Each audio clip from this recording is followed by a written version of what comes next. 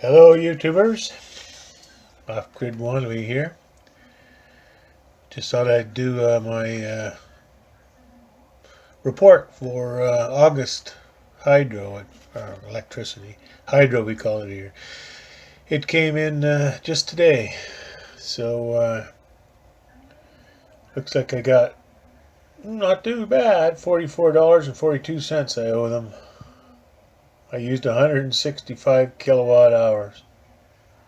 I've got that down quite a bit now that I've been using my nighttime solar and battery. Last month was 172 and a year ago was 376, so I've come quite a ways and trying to apply my solar power at the right time. That's the secret. You can see here in my spreadsheet for this year, I'm on my way to about, it looks like $1,100 this year probably. But, you know, I got, let me see here, $382 in credits. So that'll take me through to December at least.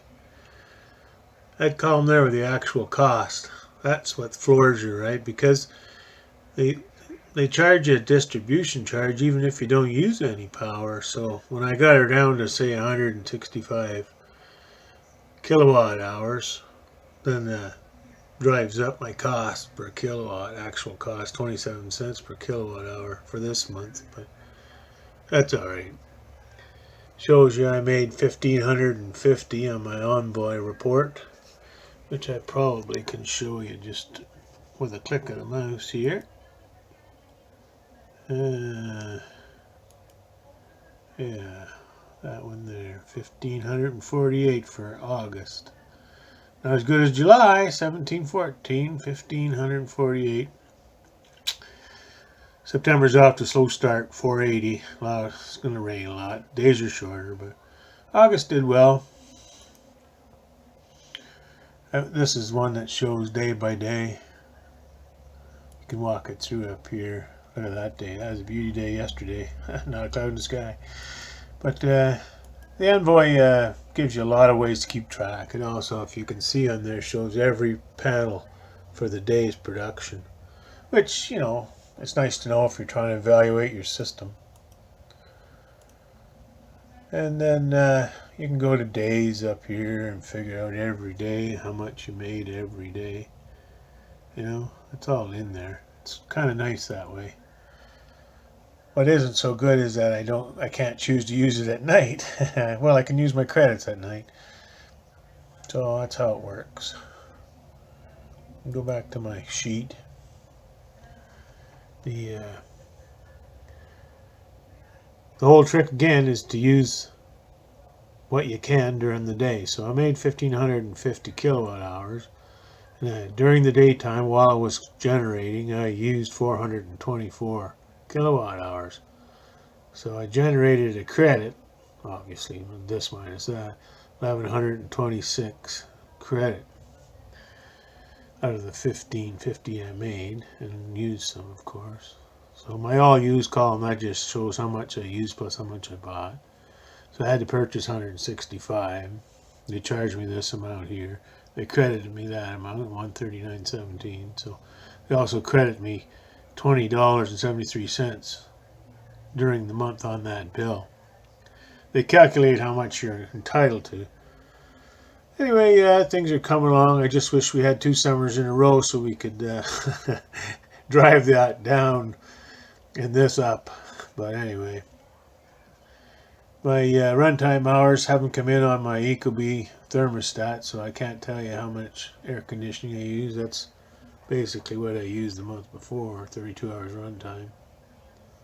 It's kind of a handy thing to have for winter. It gives you an idea how much you charge cost for heat. For some big months back there. So anyway, we'll go through the page 1 and 2, I guess, if you want. Doesn't much matter. Trick here is not to pay too much, no matter how you work it out. So your electricity charges were $65 for that 165 kilowatt hours. They wanted $66.15.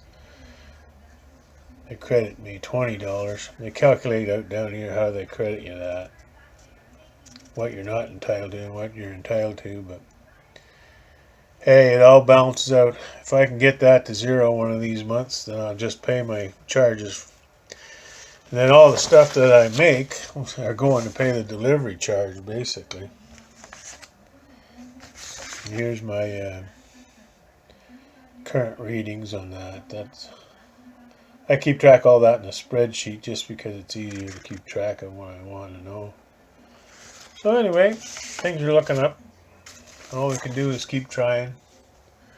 I'll keep this one fairly short this week, or month, I mean, and I'm headed for more than I wanted to pay, but that last winter was tough. Those $270 bills. I have an all-electric house for those that haven't been following. There's no gas. There's no utilities. I pump my own water. I have a septic system. There's no wood stove. I have a water furnace, so I'm using the heat off the ground in order to heat my house. So, a heat exchanger. So I pump water in there out of the well. It comes in at 55 degrees, so then I can use that for my heat source. It works pretty good, and it's cheaper than electricity by about half at least, maybe 2/3 even. I could go back and show you like some other years how much more it was back there. I keep track every year. But I go back before I started staying here. Oh, this is when I was away too. I had the house turned down to 50 degrees Fahrenheit. I was away all winter, and I still cost me, $1,300 for 3 months. That's the cost of stuff. It's the way it is. There's another year. That's when I first started, November 2016. And those years I was away too, so that's why $84 a month for an average. Anyway, this year we're headed to about, I think, $100 maybe. It's quite a thing, because we all don't realize how much power we use until we start trying to make it and actually make enough to offset what we use, and you realize we're a power hungry bunch. Everything we do is turned on, and of course they don't make it hard for you to leave it on and have it glowing. I use the shut-offs there every night for my TV and all anything I can shut off, don't need to use, I try and do that. And of course we're home, we're retired, so we're home all day long, which means, television's running 10 hours a day sometimes, most days, so I mean, it all adds up. Anyway, thanks for watching, and keep the sun charged up as much as you can. Take care, boys. Thanks.